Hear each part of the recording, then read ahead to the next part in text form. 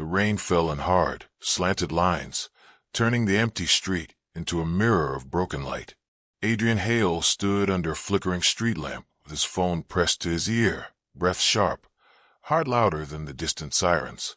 Across the road, his new maid, quiet, careful Nia, ran out of an abandoned records building clutching a small metal box to her chest like it was her last breath.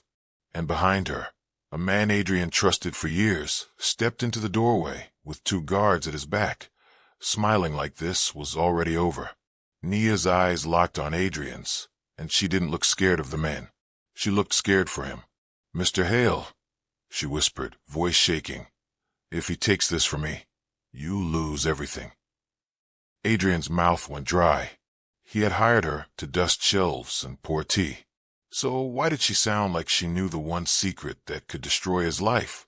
2 days earlier, Adrian's mansion was quiet enough to hear a clock argue with time.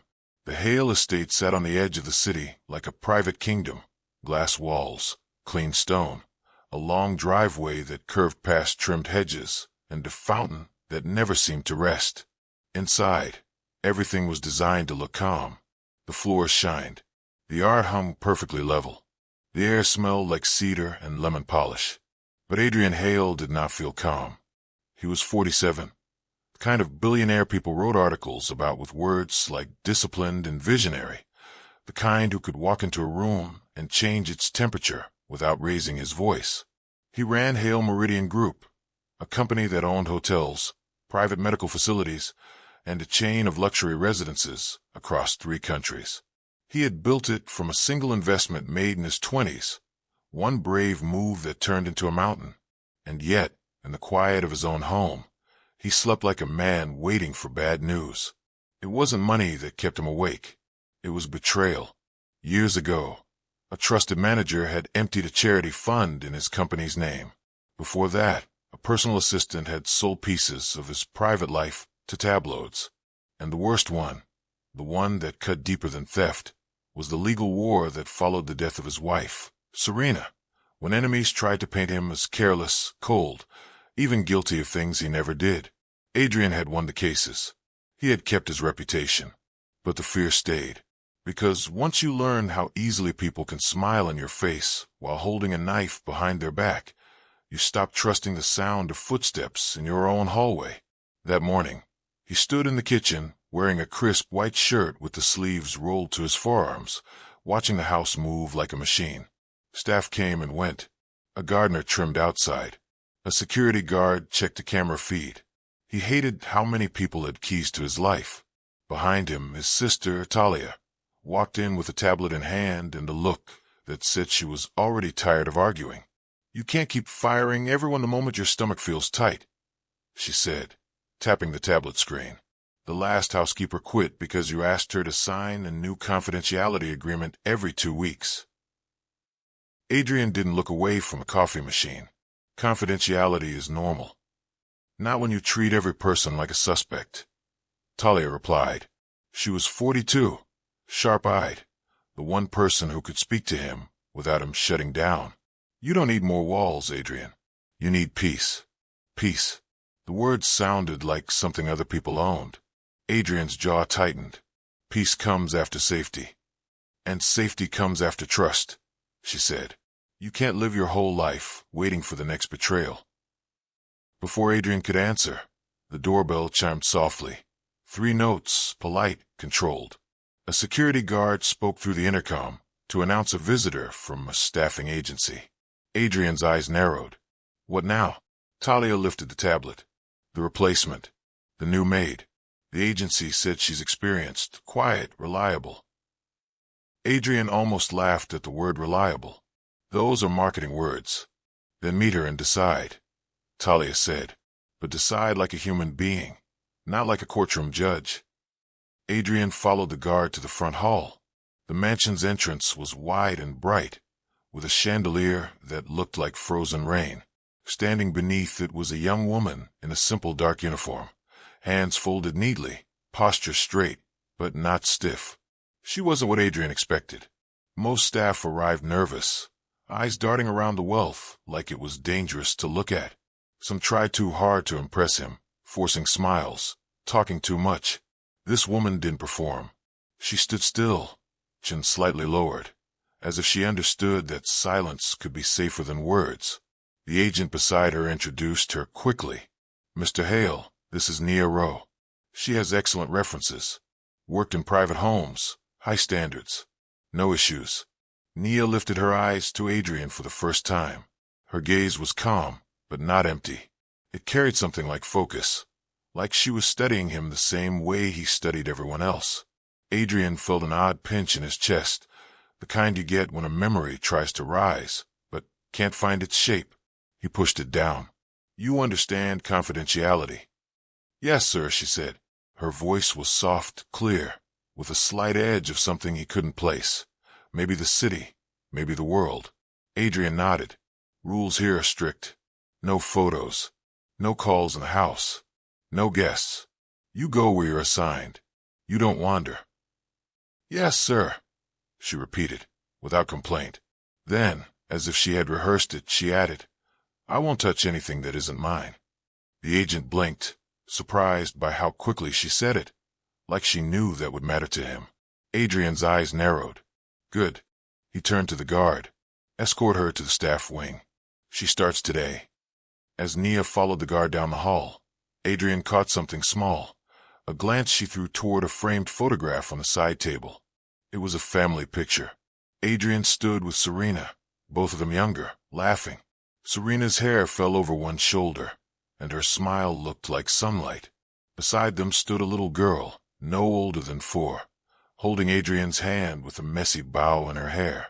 The photo was old. It had survived too much. Nia's eyes landed on it for a fraction of a second, and her mouth pressed into a line, like she had bitten a thought. Then she looked away. It was nothing. But Adrian's fear had learned to grow in the smallest cracks. All day, he tried to work, tried to focus on meetings and contracts and numbers that moved like weather systems. But the image stayed with him, Nia's brief reaction to the photo. That evening, after the mansion settled into its night rhythm, Adrian walked the hallway alone. He did that sometimes. He told himself it was to check security, to make sure everything was locked. The truth was, it was to remind himself he still controlled this place. He passed the music room and paused. The piano lid was open. Adrian's house had a rule. The piano was not to be played unless he asked. It had been Serena's. After she died, the sound of it felt like touching a bruise. He stepped closer, silent, and listened. A melody floated through the air, gentle as breath. Someone was playing Serena's lullaby. Adrian's spine went cold. He pushed the door open, and the music stopped instantly. Nia sat at the piano, hands hovering above the keys, like she had been caught holding fire. She turned slowly, eyes wide, not with guilt but with surprise, like she hadn't expected him to be there. Adrian's voice came out low. Who told you could play? Nia swallowed. No one, sir. Then why are you touching it? Her hands lowered to her lap. I was cleaning. The dust. That's not cleaning, Adrian said, stepping closer. That's playing. Nia's gaze dropped. I'm sorry. Adrian stared at her, anger and something else twisting together. What were you playing? Nia hesitated, and in that hesitation Adrian felt the ground shift slightly beneath him. I don't know the name, she said carefully. It just came to me. Adrian's throat tightened. That melody belonged to my wife. Nia's face went still. She looked up at him, and for a second, her eyes carried a shimmer of emotion she tried to hide. I'm sorry, she said again, quieter. It won't happen again. Adrian wanted to demand answers. He wanted to ask her how a maid he had never met could touch Serena's song like it was hers. But fear had taught him something else too. If you push too hard too soon, the truth runs away. So Adrian did what he always did when he didn't know what to do. He built another wall. Leave the room, he said. Nia stood, smoothing her uniform with careful fingers. Yes, sir. She walked past him, without looking at the piano again. But as she reached the doorway, she paused, just for a breath, and said something that made Adrian's stomach turn. You keep the key in the third drawer, she said softly, as if it slipped out by accident. The one under the ledger. Adrian froze. Only 3 people knew that. Adrian, Talia, and the head of security. Nia looked like she realized what she had done the moment the words left her mouth. Her shoulders stiffened. She didn't turn back. She simply walked away, footsteps controlled, disappearing down the hall like a shadow returning to its corner. Adrian stood in the music room alone, staring at the piano that had just spoken in a voice from the past. Open loop number 1 tightened like a rope around his chest. Someone close to him had told her something they shouldn't have, or she had known it all along.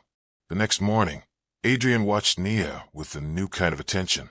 He told himself it was caution, that he was protecting his home, but a deeper part of him, the part that still woke at night with Serena's name caught in his throat, was searching for something it could not admit it wanted. At breakfast, Nia served tea without being asked. She poured it the way Serena used to, tilting the pot slightly so the stream didn't splash, setting the cup down with the handle perfectly aligned. Adrian's eyes tracked her hands. A thin scar curved along her left wrist, pale against her skin, like an old burn. Adrian's mind reached for a memory.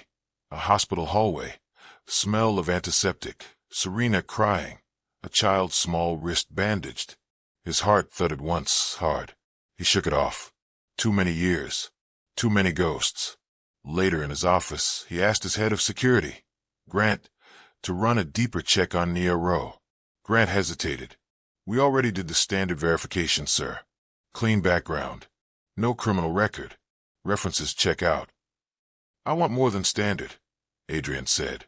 Grant nodded slowly. Understood. As Grant left, Adrian leaned back in his chair and stared at the framed photo on his desk. Serena's smile caught in time. The picture was both comfort and punishment. He didn't notice Nia at first when she quietly entered to dust the shelves. She moved like someone trained to be invisible. But today, Adrian was watching. He pretended to read documents, his eyes scanning lines without absorbing them, while he listened to the soft sound of cloth over wood. Then, Nia paused near his desk. Adrian felt it before he heard it, the slight change in air when someone is about to speak. Mr. Hale, she said. Adrian didn't look up. Yes, there's a storm coming tonight, she said. Adrian frowned. Is that a problem? Nia's fingers tightened around the cloth. Sometimes, storms make people do strange things. Adrian's gaze lifted sharply. What does that mean? Nia met his eyes, and something flickered there, warning maybe. I just thought you should know, she said softly. The west gate latch sticks when it's wet. Adrian's blood ran cold. The west gate was rarely used. It led to a service road, a route that bypassed the main security checkpoint. Adrian had been meaning to replace the latch for months. How did she know it stuck? He held her gaze. Who told you that? Nia's mouth opened, then closed. She looked like she was calculating her next step, like every word mattered. No one, she said. Adrian's voice stayed calm, but inside him everything was sharp. Then how do you know? Nia lowered her eyes. I noticed it. When I arrived, Adrian watched her, weighing her. Most people lied loudly. This was a quiet lie, the kind that lived close to something true. He let her leave without pressing further. But now open loop number 2 was alive. Why did the outsider feel connected to details she shouldn't know? That afternoon, event 1 arrived like a small stone thrown through a glass window. Talia walked into Adrian's office holding a silver tray. She raised an eyebrow. Your lunch. Adrian blinked. I didn't order lunch. Talia set the tray down. Nia did. She said you skip meals when you're stressed, and that you get a headache by late afternoon. She also said you hate onions. Adrian stared at the tray. It was grilled chicken, lightly seasoned, with a salad that had no onions and a small cup of ginger tea. It was exactly what Serena used to bring him when he forgot to eat. Adrian's throat tightened. Did you tell her that? Talia shook her head, confused. No. Why would I? I barely even remember you hate onions. Adrian looked down at the food like it might bite him. Nia's odd knowledge wasn't just about locks and drawers. It was about him. That night, Adrian couldn't sleep. He lay in his large bed staring at the ceiling, listening to the distant hum of security systems and the whisper of wind against glass. His mind kept pulling at one question like a loose thread. Who is she? At midnight, he heard footsteps outside his door. He didn't move. He listened. The steps paused, then continued. Adrian slipped out of bed and followed silently down the hallway, staying close to the wall like a man in his own house turning into a stranger. He saw Nia at the end of the hall, moving toward the back stairwell that led to the staff wing. She wasn't carrying cleaning supplies.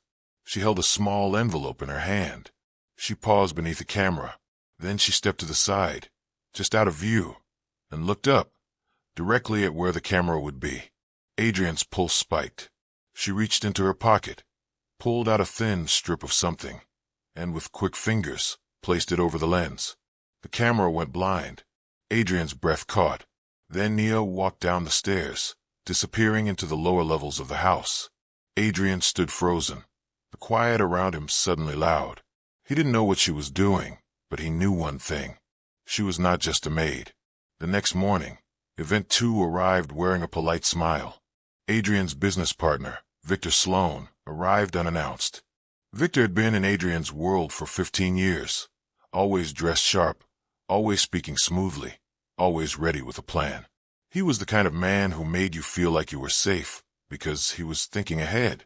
He stepped into Adrian's office and held out his hands like he owned the air. "My friend, you look tired." Adrian didn't stand. "You don't announce yourself anymore." Victor chuckled. "Please, this is practically my second home. Besides, I came with good news. The board is ready to sign the expansion deal. We'll be opening 2 new medical resorts by next quarter." Adrian nodded faintly. "Good." Victor's eyes flickered toward the doorway, as if he sensed someone. "Your staff seems different. New faces." Adrian kept his voice neutral. "People come and go." Victor leaned forward slightly, lowering his voice. "Be careful with strangers. You can't afford another leak." The words sounded like concern, but Adrian noticed the way Victor's gaze moved, sharp, searching, like he was scanning for something specific. A soft knock came at the door, and before Adrian could answer, it opened. Nia stepped in with a tray of tea, eyes lowered, movements controlled. Victor's expression changed in a way most people would miss. It wasn't shock. It was recognition, fast and hidden. Then it was covered by a smile. "Nia, right?"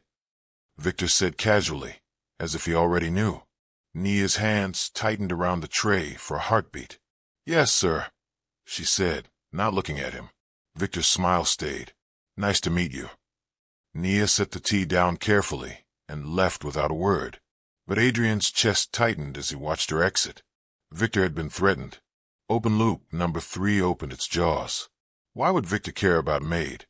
After Victor left, Adrian called Grant again. "What did you find?"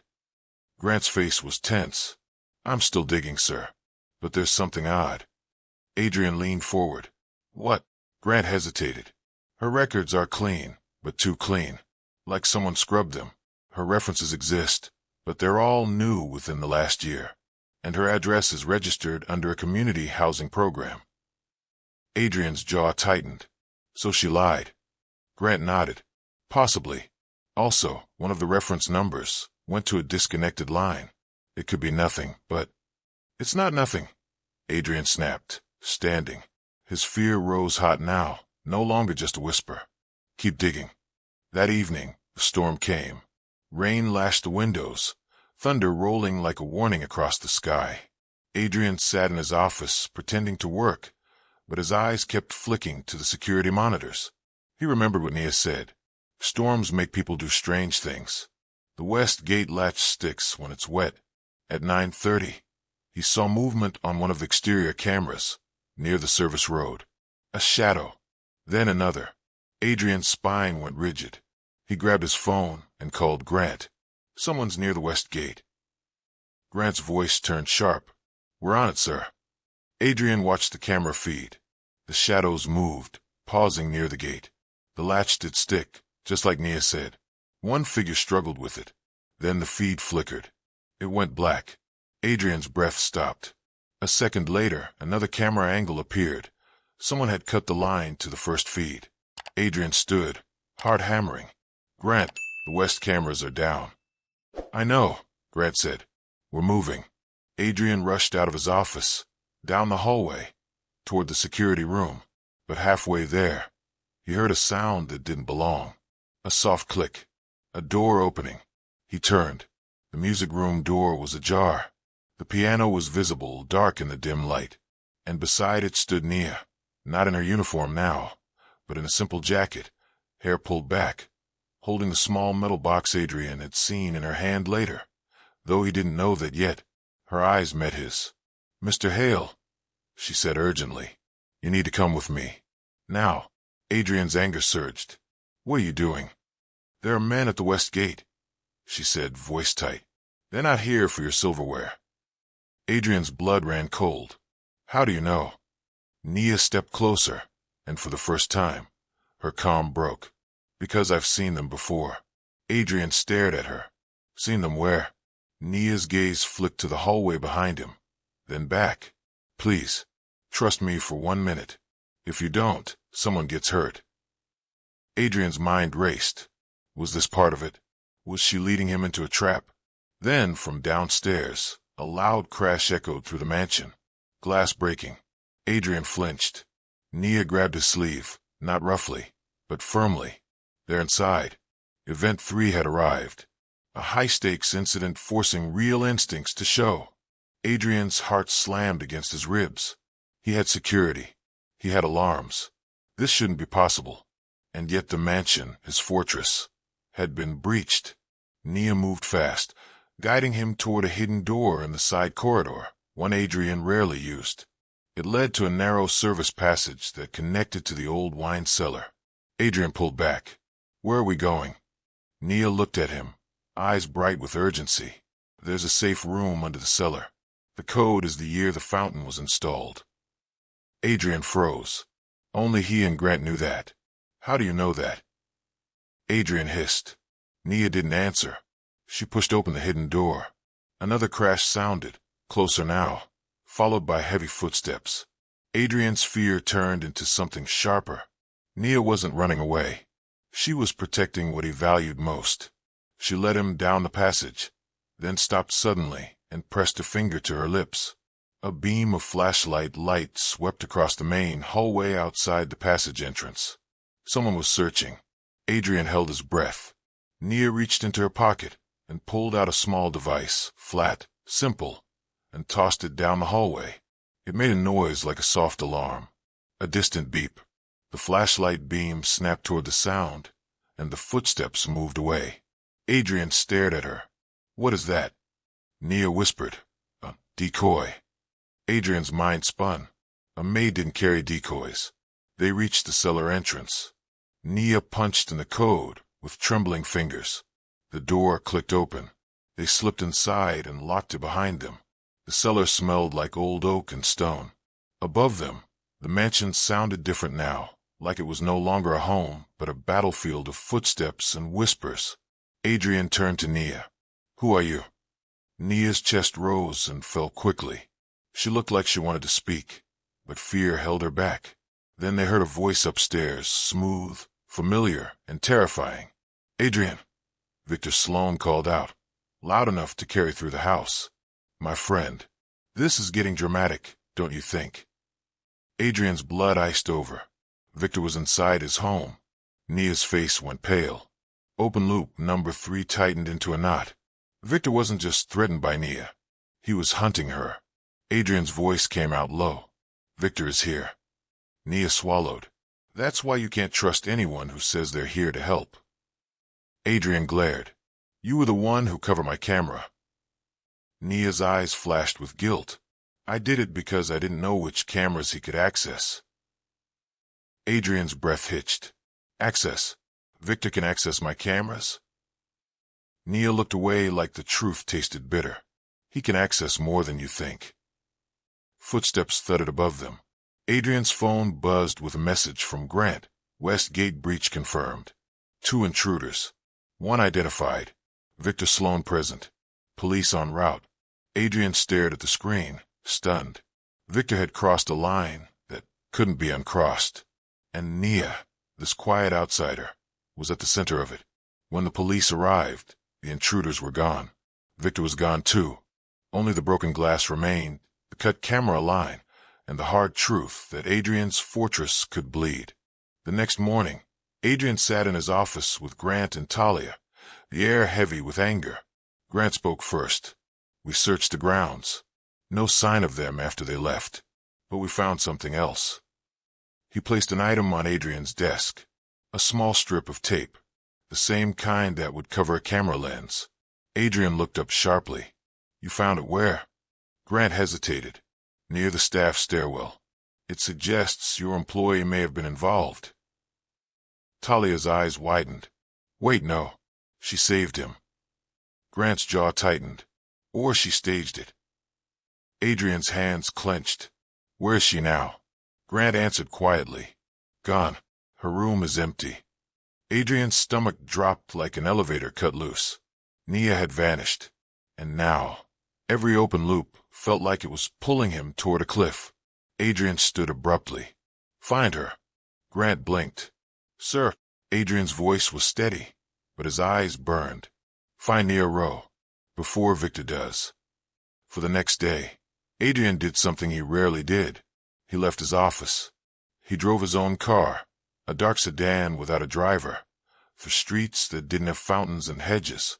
He wore a plain jacket, no tie, trying to look like a man without a name. He told himself he was hunting a threat, but deep down, he knew he was chasing a question that had started to feel personal. Grant traced Nia's address to a community housing complex across town. Adrian went alone, refusing to bring security. He didn't want to spook her, didn't want to push her into another hiding place. The building was old, bricks stained by time. Kids played in the hallway.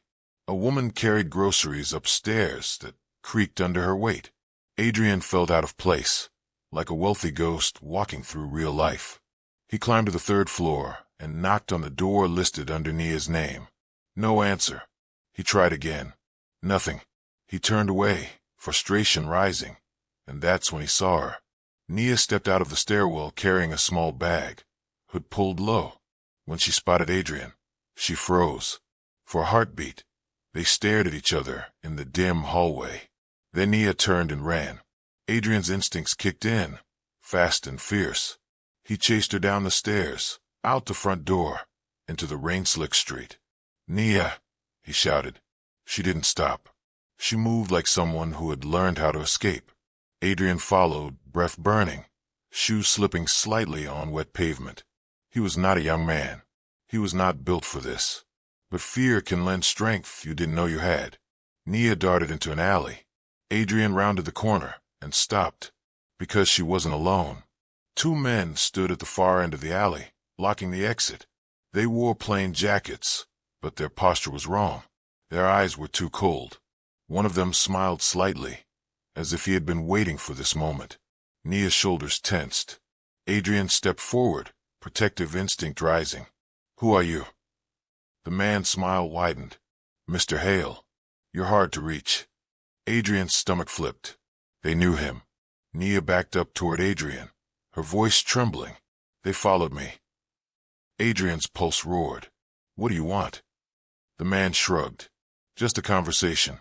About a box." Adrian's eyes narrowed. "What box?" Nia's hand tightened on her bag. The men took a step forward.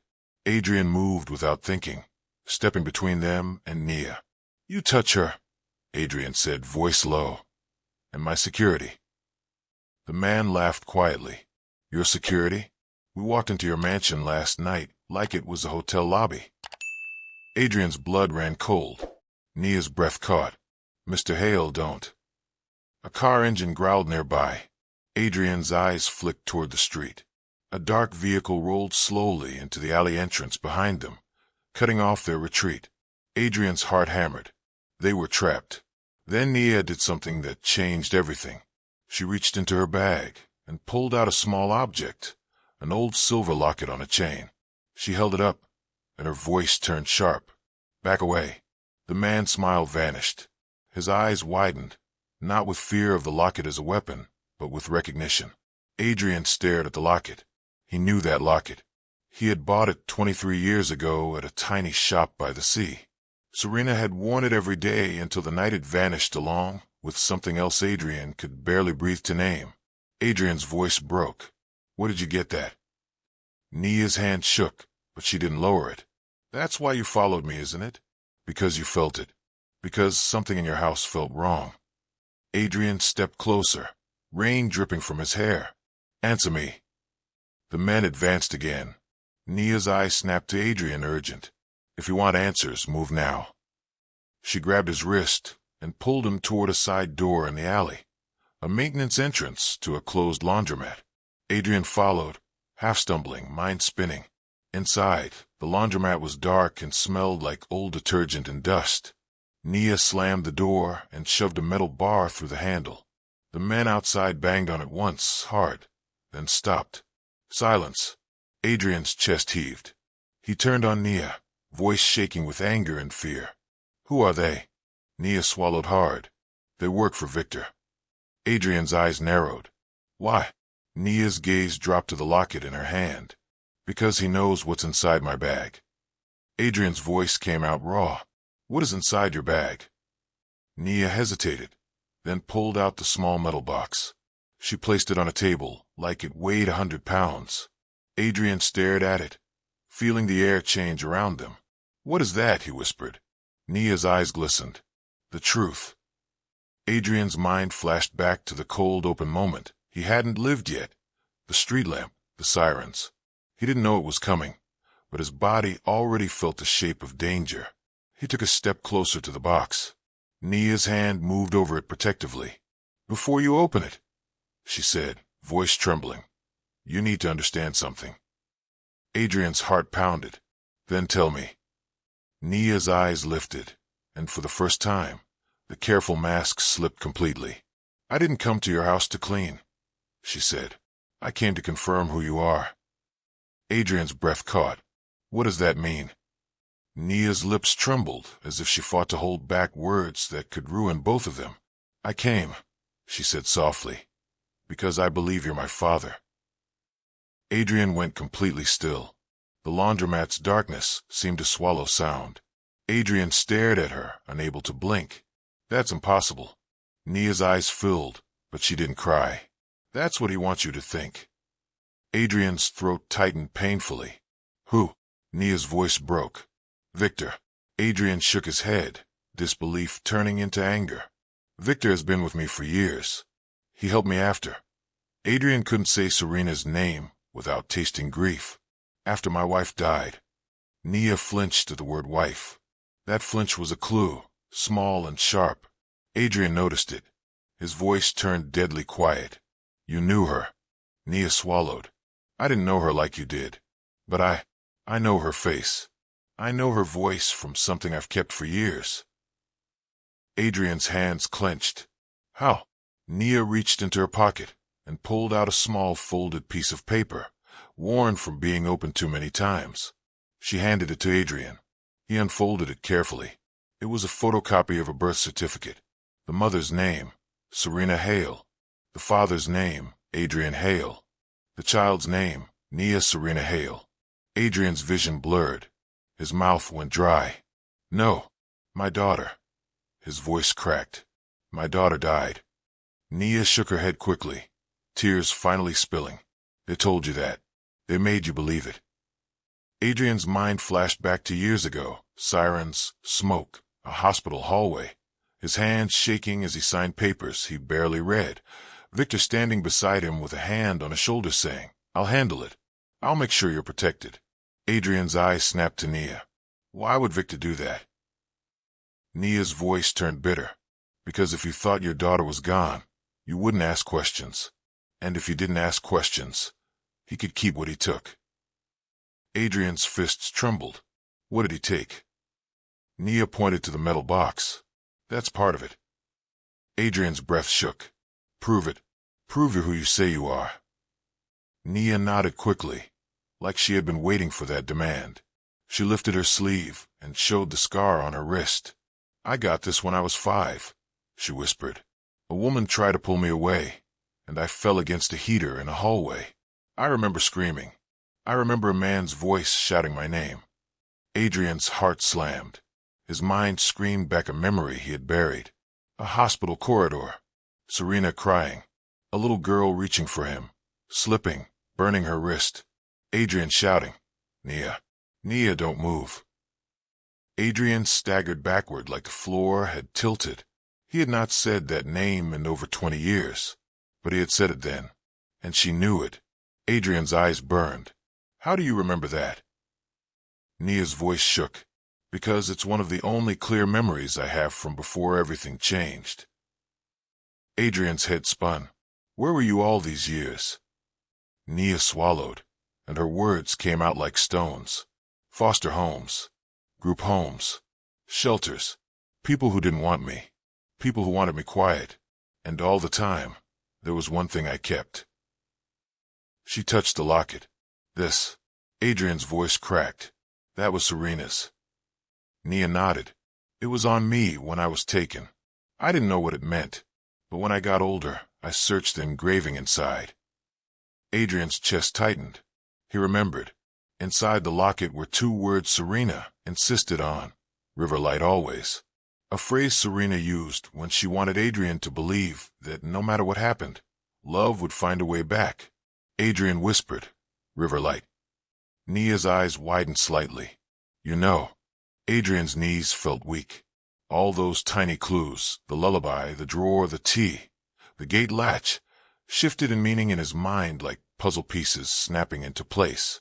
But his fear fought back. His grief fought back. It couldn't be this simple. He needed proof that didn't live in emotions. Adrian's voice hardened. "If this is true, why now?" Nia wiped her tears quickly. "Because I found something. Something that led me to Victor. And then I found out he still works with you. He's still close to you. So I came the only way I could." "As a maid," Adrian whispered. Nia nodded. "I needed to see you. I needed to know if you were the man I remembered, or if you were the monster people in my life told me you were." Adrian flinched. "Who told you I was a monster?" Nia's eyes flashed. "The people Victor paid. The people who watched me. The ones who said you didn't want me. That you chose money over your child." Adrian's heart broke in a new way. He had been grieving a daughter he believed was gone, and she had been grieving a father she believed abandoned her. Adrian's voice trembled. "I never chose that." Nia's jaw tightened. "Then help me take him down." Adrian stared at the metal box. His hands hovered over it, afraid of what it might contain. He opened it. Inside were documents wrapped in plastic, a flash drive, and a small worn notebook with Serena's handwriting on the cover. Adrian's breath stopped. He lifted the notebook carefully, fingers shaking. The cover read, "If anything happens to me, read this." Adrian's vision blurred as if the room filled with water. Nia watched him, tears falling silently. Adrian opened the notebook with trembling hands. Serena's handwriting spilled across the page, alive, urgent, intimate. Adrian's throat tightened as if Serena were speaking from the paper. He flipped through, scanning. Names, dates, warnings. Victor Sloane's name appeared again and again. Adrian's voice came out as a whisper. "What is this?" Nia swallowed. "A journal. She wrote it when she started suspecting Victor. I found it in an old storage unit linked to him. There were receipts, keys. I followed the trail." Adrian's eyes darted to a page with a date. 23 years ago. The week everything shattered. Serena wrote about threats, about a custody plan, about Victor pressuring Adrian to sign certain documents while Adrian was distracted by family emergencies. Adrian's hand shook. "Why didn't I know?" Nia's voice was gentle now, even through pain. "Because you were drowning, and he was the one offering you a rope." Adrian's jaw clenched. He looked up at Nia. "Why would he take you?" Nia's eyes filled again. "Because you set up a trust in Serena's name. If anything happened to both of you, your first child would inherit a controlling share. Victor was listed as temporary executor until the child came of age." Adrian's blood ran cold. The trust. He remembered signing it, barely reading, trusting Victor. Nia continued, voice trembling. If I was gone, he could hold that power longer. Forever, if you believed I was dead. Adrian's mind raced, assembling the horror. Victor had not just protected him all these years. Victor had been holding him, like a man holding a door shut while pretending he was keeping the wind out. Adrian's face hardened with rage and guilt. We're going to the police. Nia shook her head quickly. Not yet.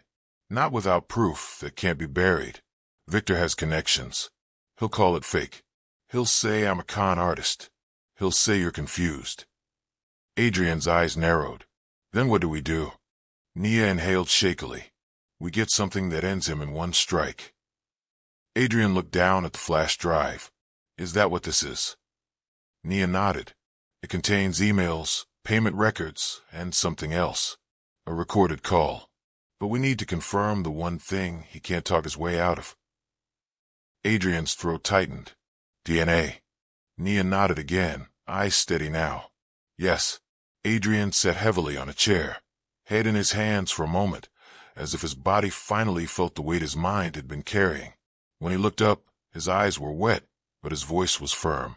Okay, he said. We do it your way. Nia's shoulders sagged with relief, like she had been holding her breath for years. And Nia, Adrian added, voice breaking, I'm sorry. Nia looked away, tears falling faster now. I don't know what to do with an apology yet. Adrian swallowed hard. Then let me earn it. They left the laundromat through the back exit, slipping into the rain like ghosts. Adrian drove them to a private clinic he trusted, one not owned by his company, one where Victor had no influence. Grant met them there, tense and confused, eyes widening when he saw Nia. Adrian didn't explain everything. Not yet. He only said, she's under my protection. No questions. Get the test done quietly.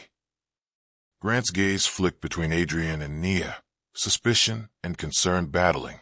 But Grant had been loyal for years, and loyalty meant moving even when you didn't understand. The samples were taken, and then the waiting began. Adrian kept Nia in a small guest suite in one of his private city apartments, not the mansion. He posted security outside. He changed codes. He cut off Victor's access to systems without announcing it. Victor noticed, of course. He called Adrian that night. Adrian answered on speaker, with Nia sitting across from him, hands clenched. Victor's voice was smooth. Adrian, I heard there was a break-in at your place. I'm concerned. Adrian kept his tone steady. Concerned enough to show up with intruders? Silence crackled on the line for half a second. Then Victor chuckled softly. You're stressed. You're imagining things. Nia's eyes flashed with anger. Adrian leaned forward. Victor, do you know a woman named Nia Rowe? Another pause. Victor's voice stayed calm, but something in it tightened. No. Adrian watched Nia. Her jaw clenched. Adrian continued, voice sharp. Funny. You said her name the first time you met her. Victor laughed lightly, as if Adrian had told a joke. I meet many staff. Don't overthink it. Adrian's eyes narrowed. I'm done underthinking. Victor's voice lowered, turning softer, almost fatherly. Adrian, I'm saying this as your friend. Be careful. People will try to use your grief. They'll try to pretend they belong to you. Nia flinched. Adrian's hands clenched. What do you mean? Victor sighed. You're a good man. You want to believe in miracles. But miracles can be manufactured. Don't let a stranger walk into your home and tell you a story that ruins you. Adrian stared at the phone like it was a snake. Victor knew. He didn't just suspect. He knew exactly what was unfolding. Adrian's voice came out cold. Good night, Victor. He ended the call. Nia's breath shook. He's going to strike. Adrian nodded. Then we moved faster. And this is where everything shifted, because now it wasn't just about a wealthy man protecting his home. It was about the truth they had buried for decades. The next day, the counterattack began. It started with a headline. A popular online news site posted a story. Billionaire targeted by imposter claiming to be lost child. It painted Adrian as unstable, desperate, vulnerable. It painted Nia as a con artist with a mysterious background. It hinted at criminal connections without stating them. It was designed to make the public laugh at him before the truth could speak. Adrian stared at the article on his tablet, rage burning behind his eyes. Talia called him immediately. "Victor." Adrian's voice was tight. "Yes, this is his style," Talia said. "He doesn't fight in court first. He fights in perception." Adrian looked across the apartment at Nia, who sat on the couch staring at the floor, hands trembling. "They're calling me a liar," she whispered. Adrian's chest tightened. "Let them. We're not playing the headline game. We're playing the evidence game." But Victor wasn't done. By afternoon, Adrian's bank called to confirm unusual activity in one of his older trusts. A legal notice arrived claiming Adrian's company was being investigated for financial irregularities. Then Grant reported something worse. "Sir," Grant said, voice tense, "we have a leak." Adrian's eyes narrowed. "Who?" Grant swallowed. "One of our junior security techs. Victor sponsored his training years ago. He still has access to old system paths. He used them to pull footage and sell it." Adrian's jaw clenched. "Find him." Grant nodded. "Already in custody, but he says he was threatened." Nia's face went pale. "Victor has people everywhere." Adrian's eyes burned. "Not everywhere. Not anymore." That night, Adrian created a protective protocol. He sat with Nia at the kitchen counter, the city lights glowing through the window like distant stars. "We need a safe signal," Adrian said. "Something only you and I would know. Something Victor can't fake." Nia's eyes lowered. "Like a password?" Adrian nodded, but not random. Nia touched the locket unconsciously. "Riverlight." Adrian's throat tightened. "Riverlight is the anchor word, but we need a response too. A call and answer." Nia's voice trembled slightly. She used to say Riverlight, and then she'd say always after. Adrian's eyes filled. "Riverlight." Nia whispered, "Always." They sat in silence, grief and connection hanging between them. Adrian leaned forward. "If anyone approaches you, calls you, texts you, claims they're with me, you say Riverlight. If they don't answer always, you run. You call Grant. You call me. You don't hesitate." Nia nodded, tears shining. "Okay." It felt simple, but it wasn't. It was a small bridge built over a canyon of mistrust. The next morning, Victor tried to exploit it. Nia's phone buzzed with a private number. She stared at it, heart pounding. Adrian watched her from across the room. "Don't answer if you're not ready." Nia swallowed. "If it's him, he'll keep calling." She answered, putting it on speaker. A voice came through, disguised, calm. "Nia, it's Grant. We have to move you. Adrian's security is compromised. Meet me at the Old Records building downtown." Nia's breath caught. Adrian's eyes narrowed sharply. The voice continued. "Use the back entrance. Come alone. We don't have time." Nia's hands trembled. She whispered, "Riverlight." A pause. Then the voice said, "Yes, Riverlight." Nia's eyes flicked to Adrian, fear rising. Adrian leaned forward, voice cold. "Tell him the response." Nia swallowed and said into the phone, "Always." Silence. Then the voice snapped, irritated. "Don't play games. Come now." Adrian's jaw tightened. He reached over and ended the call. Nia's breath shook. He didn't know. Adrian's eyes burned, because that word belongs to Serena, and Victor never understood her the way he pretended to. Nia hugged her arms. He's going to force it another way. Adrian stood. Then we stopped waiting. The DNA results would due the next day, but Adrian knew Victor wouldn't allow tomorrow if today could be controlled. So Adrian moved into the proof mission. He and Nia, with Grant and Talia, formed a plan that wasn't loud or dramatic. It was precise. First, they needed the final, undeniable confirmation DNA. Second, they needed the chain of evidence showing Victor's actions, payments, threats, forged documents, and proof that Serena had known and tried to protect her child. Third, they needed a witness or recording that placed Victor directly inside the crime, not just near it. Nia already had a flash drive. But Adrian didn't trust it alone. He had learned the hard way that courts don't bow to feelings. They bow to structure. Grant traced the storage unit Nia mentioned. It was registered under a shell company tied to Victor's personal lawyer. They went there late afternoon, not in black cars, not with sirens. Quiet, a simple rental van, plain clothes. The storage facility smelled like metal and dust. Rows of doors lined up like mouths holding secrets.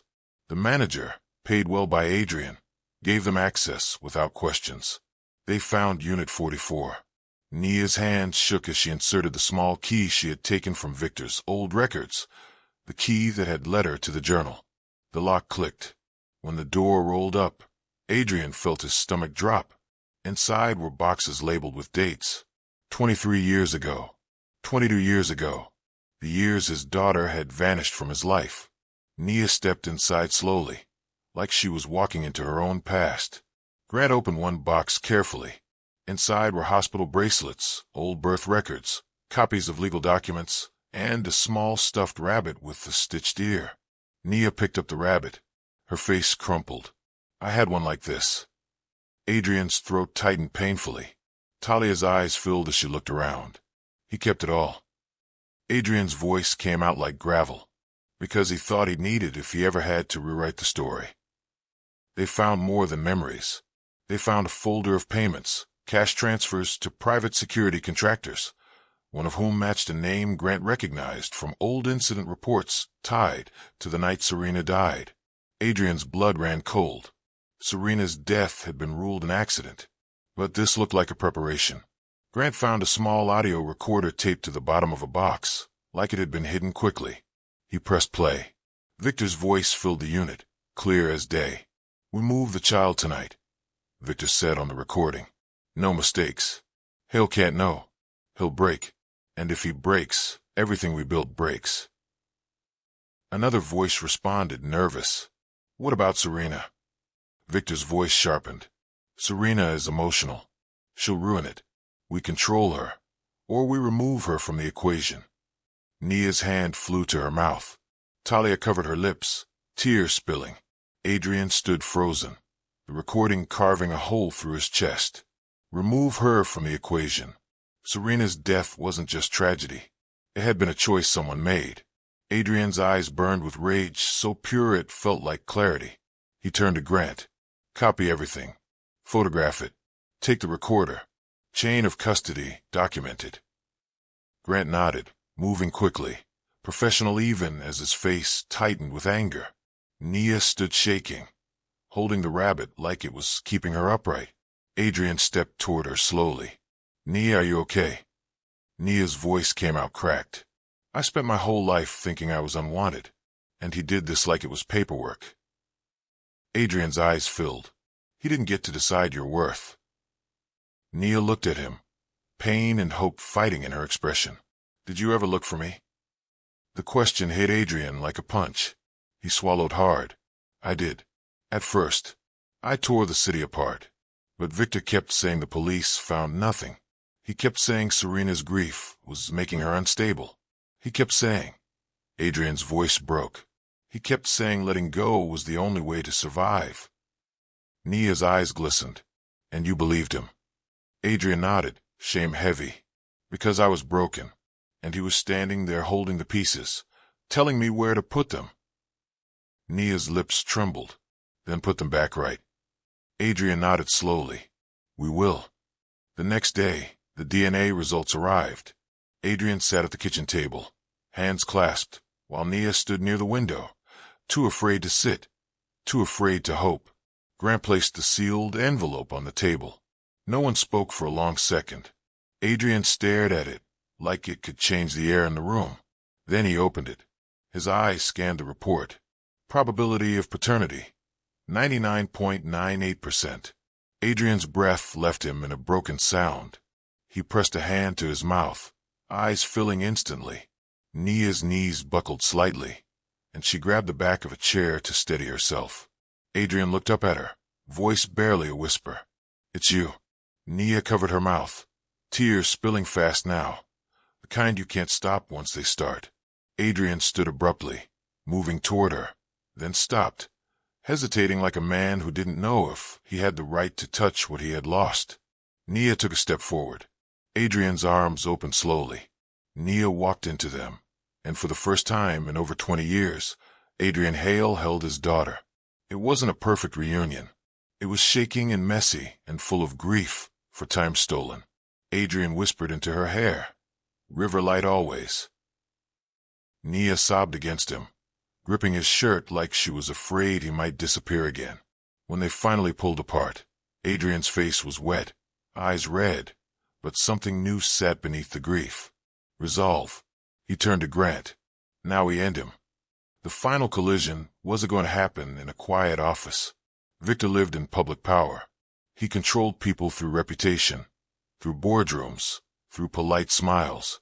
So Adrian chose the stage Victor valued most, a charity gala. Victor had been planning it for months, a glittering event to celebrate the company's expansion and Adrian's philanthropy. Cameras would be there, board members, lawyers, reporters, government officials. Victor would feel untouchable. Adrian would make him touch reality.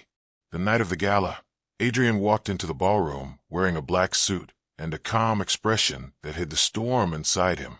Nia walked beside him, not in a maid's uniform, but in an elegant simple dress, hair pulled back, locket resting at her throat. Talia walked on Nia's other side, steady and protective. Grant and discreet security moved in the background. Victor spotted them immediately. His smile widened like a blade wrapped in silk. He approached Adrian, arms open.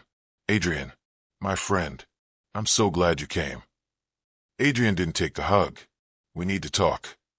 Victor's smile tightened. "Of course, after my speech." Adrian's eyes were cold. Now, Victor's gaze flicked to Nia, and for a split second, fear showed. Then he recovered. "Is this the young woman causing all the gossip?" "Adrian, please. Not tonight." Nia held Victor's gaze steadily. "Riverlight." Victor's smile faltered. "Excuse me." Nia's voice didn't shake. "Always." Victor's eyes narrowed. He realized he had been tested and found empty. Adrian stepped forward. "Ladies and gentlemen," he said calmly, raising his voice just enough for nearby guests to hear. "Before we celebrate anything, I need to correct a lie that has lived too long." The room shifted. Heads turned. Whispers rose. Victor's voice lowered, urgent. "Adrian, don't do this." Adrian looked him dead in the eye. "Oh, I'm doing it." Grant nodded to a tech team. The large screen behind the stage, meant for highlight reels and donation tallies, flickered. Then it displayed a document, a DNA test report, names visible enough for those close to read. People leaned in, murmuring. Victor's face drained slightly. Adrian's voice carried now, steady, controlled. "This is Nia Hale, my daughter." A hush fell like a heavy cloth over the ballroom. Victor's mouth opened, then closed. Adrian continued. "For 23 years, I believed my daughter was dead. I was told it was an accident. I was told to move on. The man who told me that was the same man who benefited from my grief." Victor lifted a hand, trying to laugh it off. "Adrian is emotional. He's been under stress." The screen changed again. The audio recorder played. Victor's voice filled the room. "We move the child tonight. Hale can't know. Serena is emotional, we control her, or we remove her from the equation." The ballroom erupted into gasps, shocked whispers, a few stunned cries. Victor's face went gray. He stepped back, eyes darting, looking for an exit. But security had quietly sealed the doors. Grant moved closer, his hand near his earpiece. Adrian's voice turned colder, each word a nail. "Victor Sloan orchestrated the kidnapping of my daughter. He had evidence. He manipulated my grief, and he used my company as a shield." Victor's voice rose, sharp, desperate.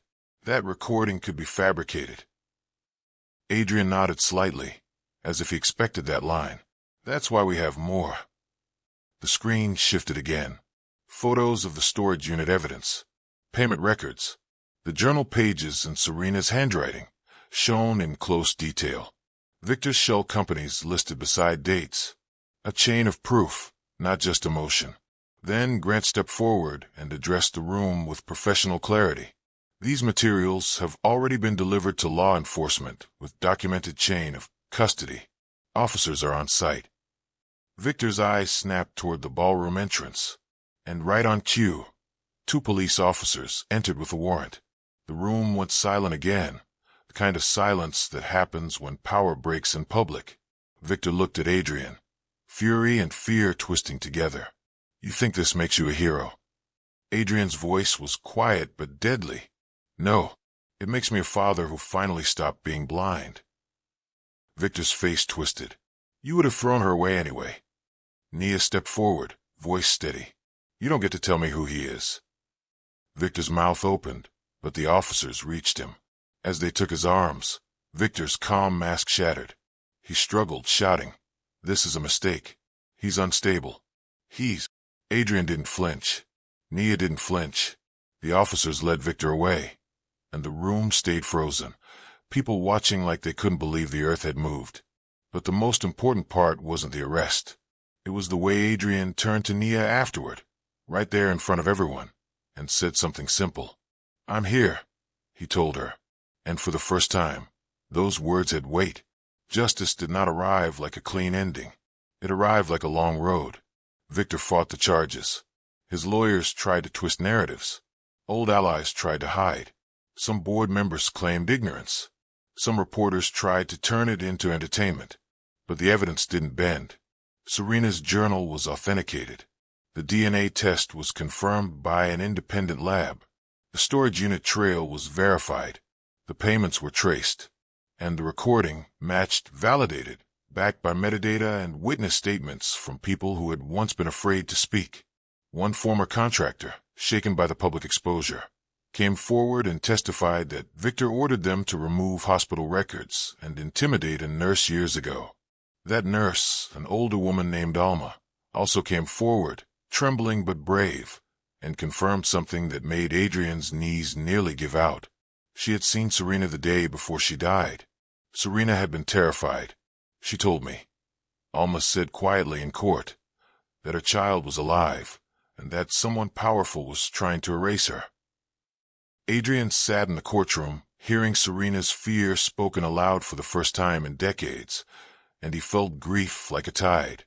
But he also felt something else. Serena had not been crazy.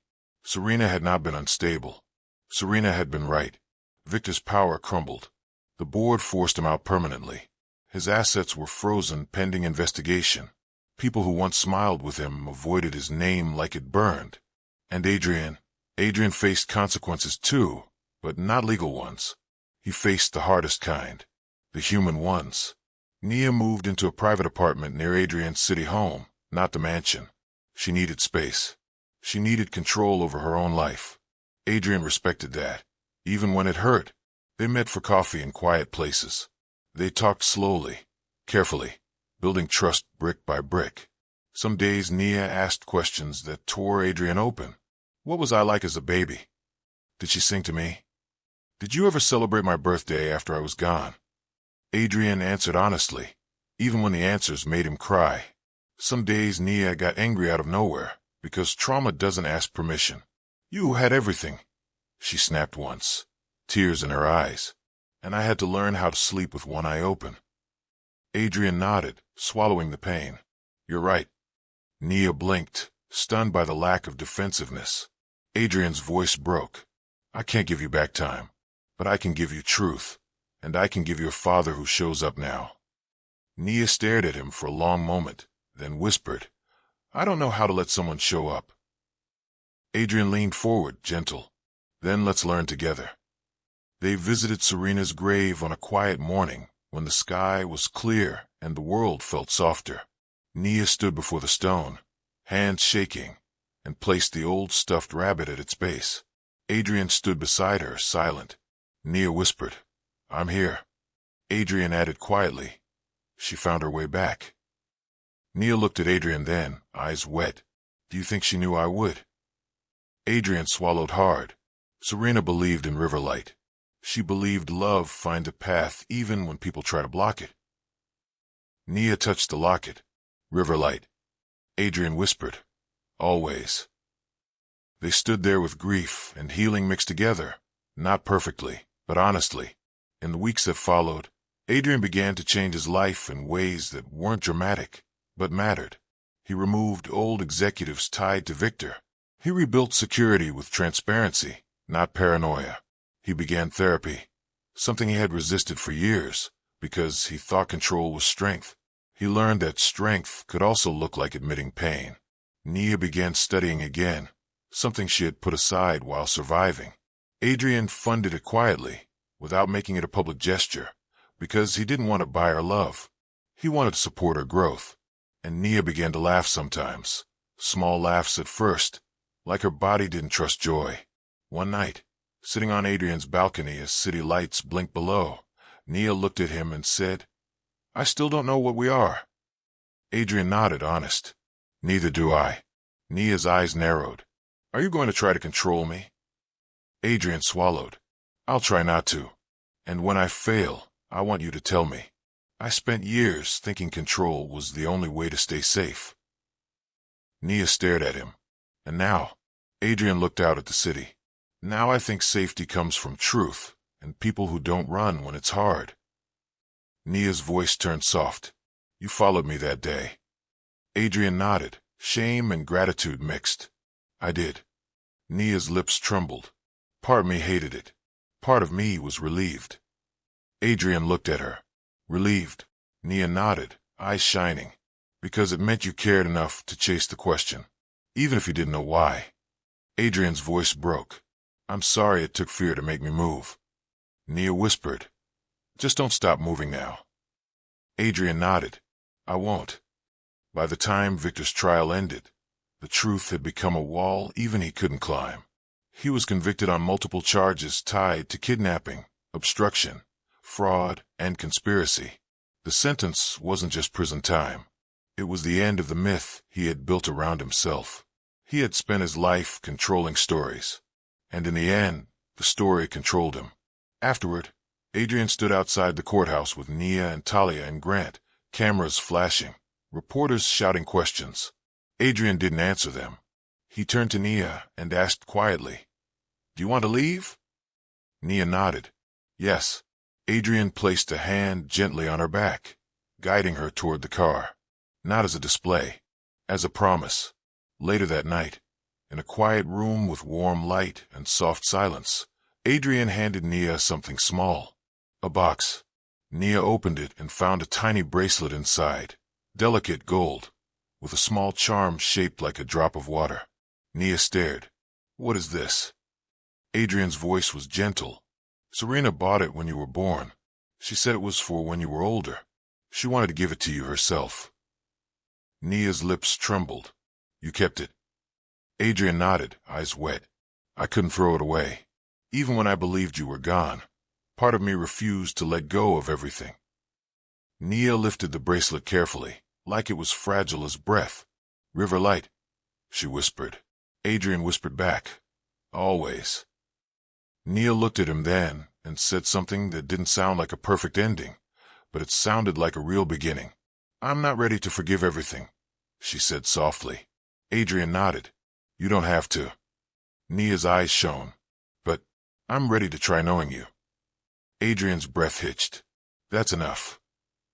Nia hesitated, then stepped forward and hugged him, brief, a little awkward, but real. Adrian held her gently, not gripping like he might lose her again, but steady like he planned to be there when she let go. Outside, the city kept moving, loud and indifferent. Inside, a father and daughter sat with the truth, painful, heavy, and finally free. And if you're sitting there wondering what you would do in Adrian's place, let me ask you something simple. If someone you trusted had stolen decades of your life with a lie, would you have the courage to face the truth, even if it shattered you first? Tell me what you think. Could you forgive, or would you walk away? And if you want to stay close to stories that remind you how powerful truth can be, you're always welcome to come back.